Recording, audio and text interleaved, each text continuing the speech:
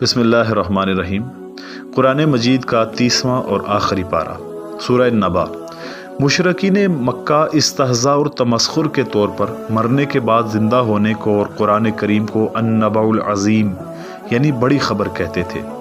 حقیقت یہ ہے کہ یہ واقعی بڑی اور عظیم الشان خبر ہے۔ اللہ تعالیٰ نے ان کے منہ کی بات لے کر فرمایا کہ اس بڑی خبر پر تعجب یا انکار کی کوئی ضرورت نہیں ہے، تمہیں عنقریب اس کی حقیقت کا علم ہو جائے گا۔ سورہ نازعات۔ اس سورت کا مرکزی مضمون مرنے کے بعد زندہ ہونے کا اثبات ہے۔ سورہ عبس۔ سرداران قریش کے مطالبے پر حضور صلی اللہ علیہ وسلم ان سے علیحدگی میں دعوت اسلام کے موضوع پر گفتگو کر رہے تھے، اور ان کے اسلام قبول کر لینے کی صورت میں ان کے ماتحت افراد بھی مشرف با اسلام ہو جائیں گے۔ اتنے میں ایک نابینا صحابی حضرت عبداللہ بن ام مختوم کسی قرآنی آیت کے بارے میں معلومات کے لیے حاضر خدمت ہوئے۔ وہ نابینا ہونے کی بنا پر صورتحال سے ناواقف تھے۔ حضور صلی اللہ علیہ وسلم کو ان کا یہ انداز تھوڑا ناگوار گزرا، جس پر اللہ تعالیٰ نے سورت نازل فرمائی۔ سورہ تکویر۔ قیامت اور حقانیت قرآن اس کے مرکزی مضامین ہیں۔ قیامت کے دن کی شدت اور ہولناکی اور ہر ایک چیز پر اثر انداز ہوگی۔ سورج بے نور ہو جائے گا، ستارے دھندلا جائیں گے، پہاڑ روئی کے گالوں کی طرح اڑتے پھریں گے، پسندیدہ جانوروں کو نظر انداز کر دیا جائے گا، جنگی جانور جو علیحدہ علیحدہ رہنے کے عادی ہوتے ہیں یکجا ہو جائیں گے، پانی اپنے اجزائے ترکیبی کھو دے گا، سمندروں میں آگ بھڑک اٹھے گی، انسان کا سارا کیا دھرا اس کے سامنے آ جائے گا۔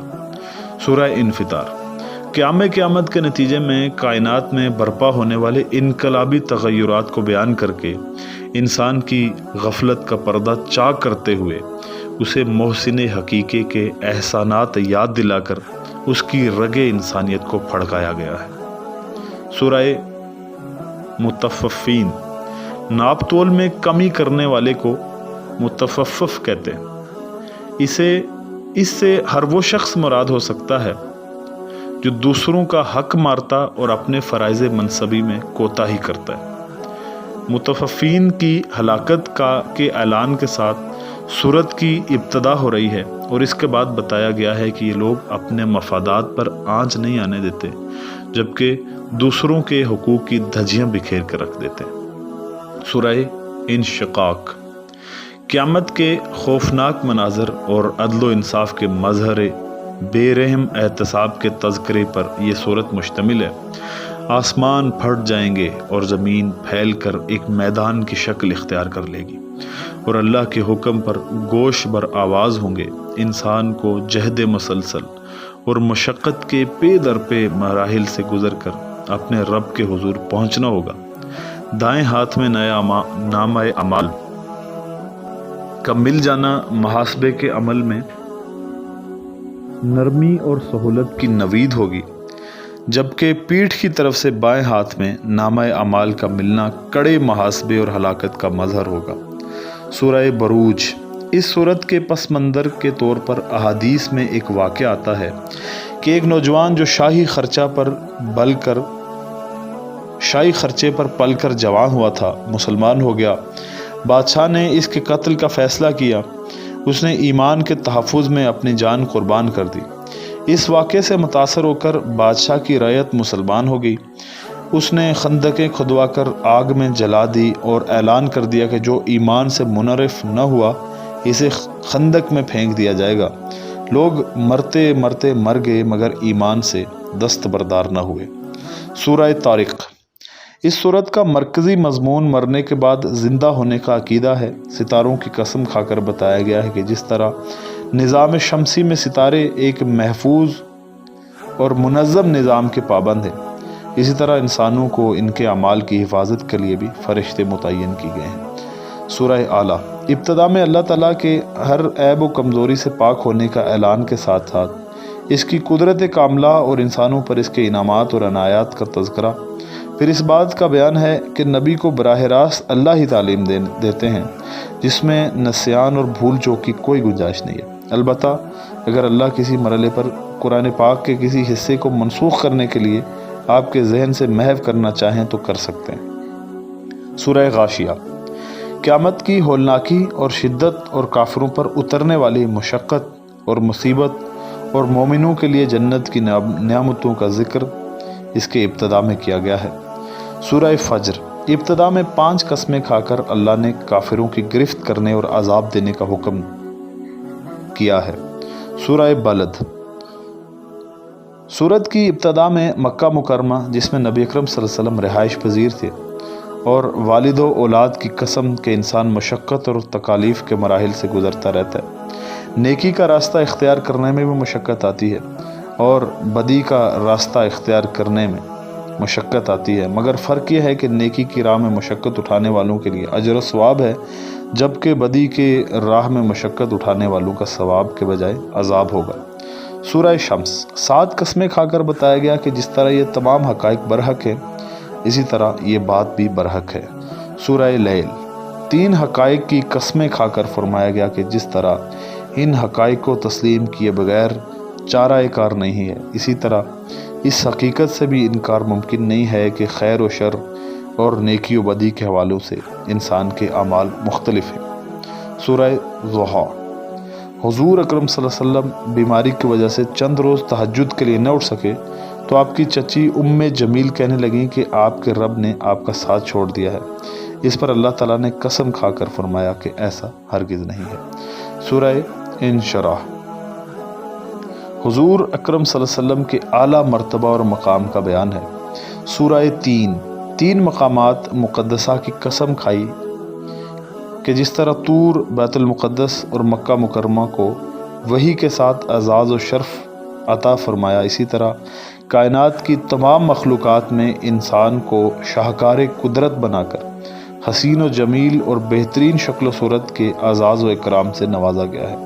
سورہ علق، پہلی وحی میں نازل ہونے والی آیتیں اس سورت کی ابتدا میں شامل ہیں، جن میں قرآنی نصاب تعلیم کے خد و حال واضح کر کے انسان کی سرکشی کے اسباب سے پردہ اٹھایا گیا ہے۔ سورہ قدر، اس صورت میں لیلۃ القدر کی فضیلت اور وجہ فضیلت کا بیان ہے کہ یہ رات 1000 مہینے کی عبادت سے زیادہ اجر و ثواب دلانے والی ہے، اور اس کے فضیلت کی وجہ اس رات میں نزول قرآن ہے۔ سورہ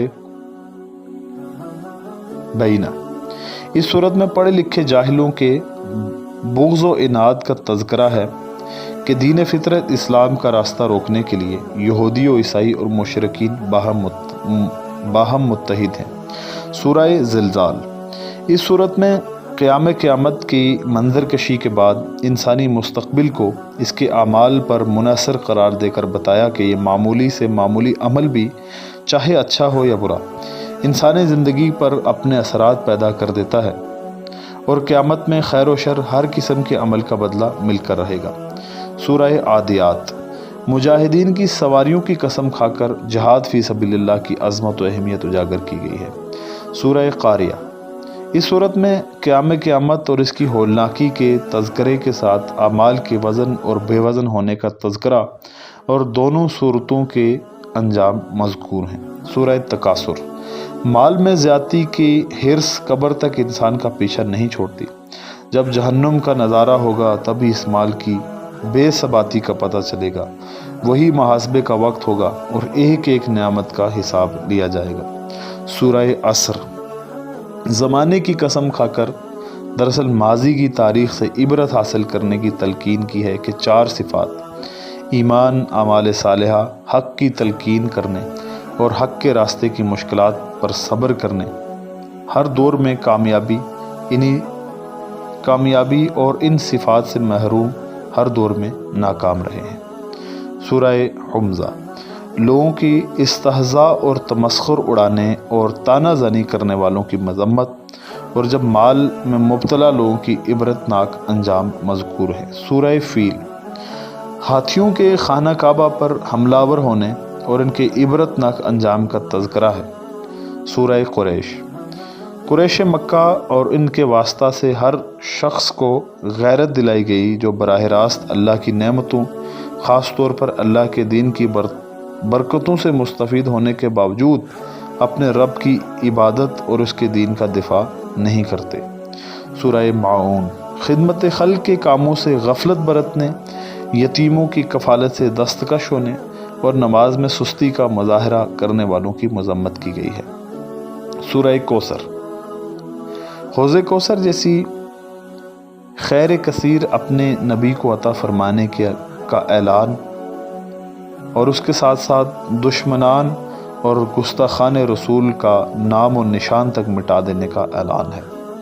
سورہ کافرون اسلامی نظام حیات کے علاوہ کسی دوسرے نظام کی طرف نگاہ نہ اٹھانے اور کفر سے بیزاری کرنے کی تلقین ہے۔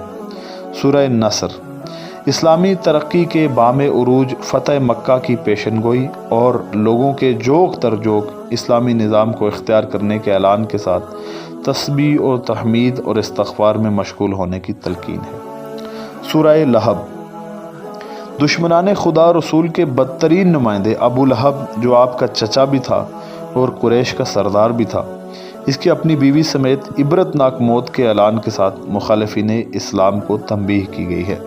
سورہ اخلاص عیسائیوں اور مشرکوں کے باطل عقیدے کی تردید کہ اللہ تعالیٰ کی صفات کاملہ اور خالص توحید کے بیان پر مشتمل ہے۔